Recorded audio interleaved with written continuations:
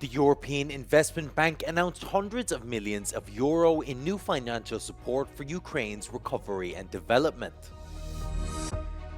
U.S. Vice President J.D. Vance warned against what he called excessive regulation of AI at the AI Action Summit in Paris.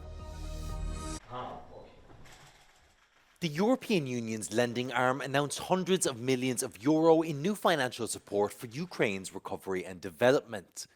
Additionally, nearly 500 million euro will be channeled through major Ukrainian banks to support small and medium-sized enterprises, including those operating near the front lines. Ukrainian President Volodymyr Zelensky and European Investment Bank President Nadia Calvino held a joint conference in Kyiv following their discussions on support for Ukraine.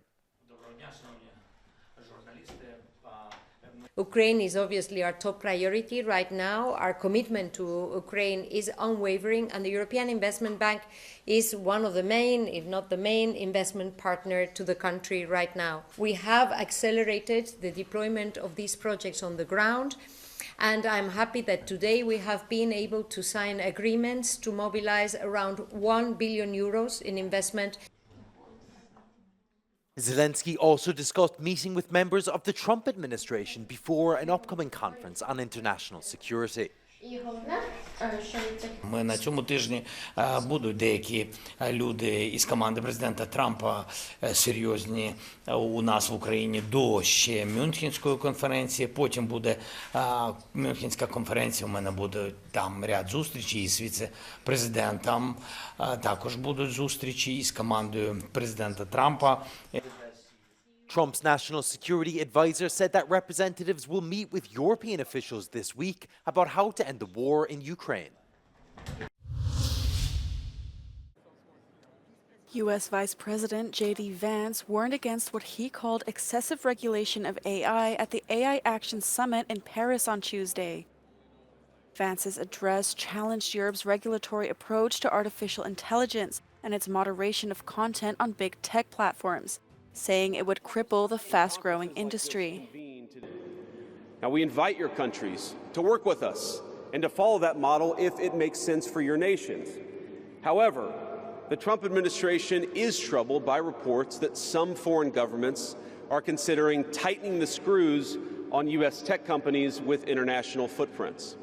Now, America cannot and will not accept that, and we think it's a terrible mistake, not just for the United States of America, but for your own countries. European Commission President Ursula von der Leyen announced that Europe will mobilize 200 billion euros for investment in artificial intelligence. She stressed that AI is a force for good as long as its benefits are widespread and accessible to all. The summit underscores a three-way race for AI supremacy: Europe striving to regulate and invest, China expanding access through state-backed tech giants, and the U.S. under Trump prioritizing a hands-off approach.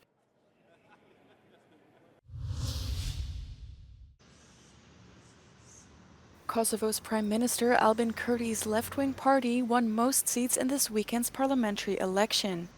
But his new term will face multiple challenges, including the revival of talks on normalizing relations with Serbia, a key issue in repairing ties with the EU and US. Trump administration, they did not still make any statement about the dialogue, whether they want to engage or not, or to support it or not.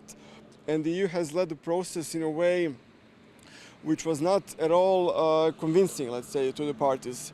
No Belgrade, no Pristina ever believes that EU is firm, that it will provide any stick or carrot to incentivize parties to engage constructively in dialogue. Kurti is also under pressure to increase public salaries and pensions, improve education and health services, and fight poverty. Left without a majority in the House, Kurti's party will have to look for an ally to form the next government. The lack of a clear majority in Pristina and the divisions among the United States and the European Union on how to deal with the tension in the Western Balkans seems to create a very difficult perspective when it comes to reestablish a dialogue between Pristina, Belgrade, and the Serbian community of Kosovo. Hundreds of migrants were rescued off the coast of the Canary Islands. Most of the 389 migrants were men, but there were also 46 women and 5 minors on board, according to local authorities. 5 of the rescued boats were heading to Lanzarote, while 2 were heading to the island of El Hierro. More than 43,000 migrants arrived to the Canary Islands in 2024, a record-breaking figure.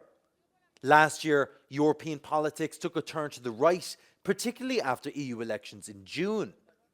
As such, many EU member states have started to update their migration policies, just as migration also comes to the top of the European Council's agenda. In a letter to EU member states, European Commission President Ursula von der Leyen proposed speeding up the return of asylum seekers and opening detention centres in third countries. Romania's President Klaus Iohannis announced his resignation on Monday, 2 months after a top court annulled the country's presidential election. Following the resignation, demonstrators doubled down on their demands. Iohannis had served 2 5-year terms, but his presidency was extended in December. Pentru a scuti România și pe cetățenii români de această criză, de această evoluție inutilă și negativă, demisionez din funcția de președinte al României. The demonstrations against him continued in Bucharest after the announcement. Turul 2 înapoi și altceva să plece oții din guvern, că altceva nu vrem. Pentru libertate, pentru adevărata democrație. Romania plunged into turmoil after Calin Georgescu, a far-right ultra-nationalist, won the first round of the country's presidential election, only for allegations of electoral violations and Russian interference to emerge. Thank you, sir. Next, we have... U.S. President Donald Trump said that the ceasefire agreement between Israel and Hamas should be cancelled if Hamas doesn't release all the remaining hostages by midday on Saturday. The militant group accused Israel of not holding up its end of the deal and said the delay served as a warning signal, giving mediators 5 days to pressure Israel to act. Well, I would say this, and I'm going to let that be because that's Israel's decision, but as far as I'm concerned, if all of the hostages aren't returned by Saturday at 12 o'clock, I think it's an appropriate time. I would say cancel it and all bets are off and let hell break out. When a reporter asked if he would consider withholding aid from Jordan and Egypt if they don't agree to take in Palestinians, Trump said he would. Yeah, maybe. Sure. Why not? I mean, if they don't agree, I would conceivably withhold aid, yeah. Trump's latest comment comes shortly after he doubled down on his plan to buy Gaza, which drew international backlash.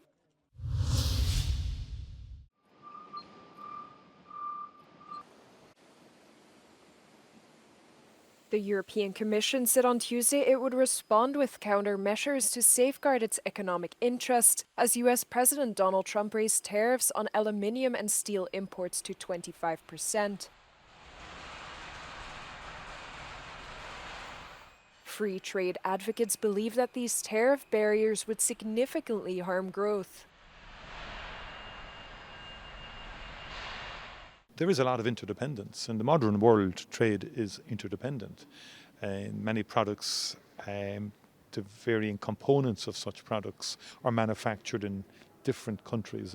As we learned during the COVID experience and the vaccine manufacturing experience, I mean, up to 50 countries were involved in different components of one vaccine, which illustrates the interdependence, the complexity of supply chains. The 3 largest exporters of steel and aluminium to the US are Canada, China, and Mexico. In Europe, Germany, Italy, France, and Austria, all of who export metals across the Atlantic, would be the most affected by these tariff barriers. Trump already introduced tariffs on aluminium and steel during his first term at the White House. They were then replaced with quotas under Joe Biden. We could do as we did the last time around and retaliate on specific goods in the US. Last time we put in place tariffs on Harley-Davidson motorcycles and jeans and stuff like that. And then, of course, the EU could do as it did on steel back then and impose a safeguard action, which is a tariff wall in the EU in general to protect EU producers. That is still in place since we imposed it in 2019, and it will run until 2026.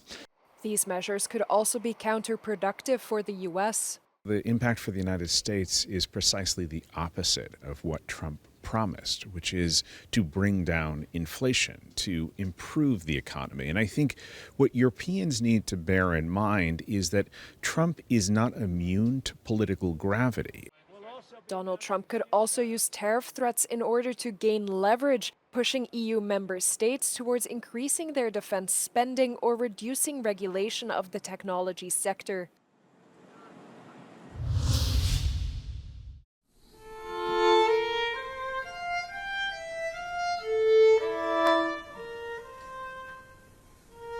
The Joachim Stradivarius, a masterpiece of sound. And we can start the bidding here.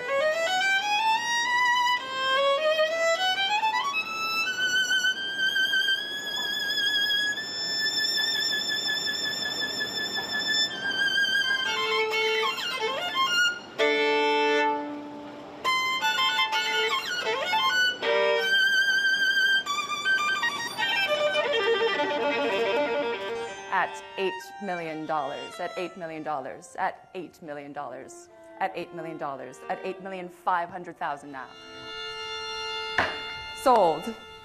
$10 million. Paddle 2.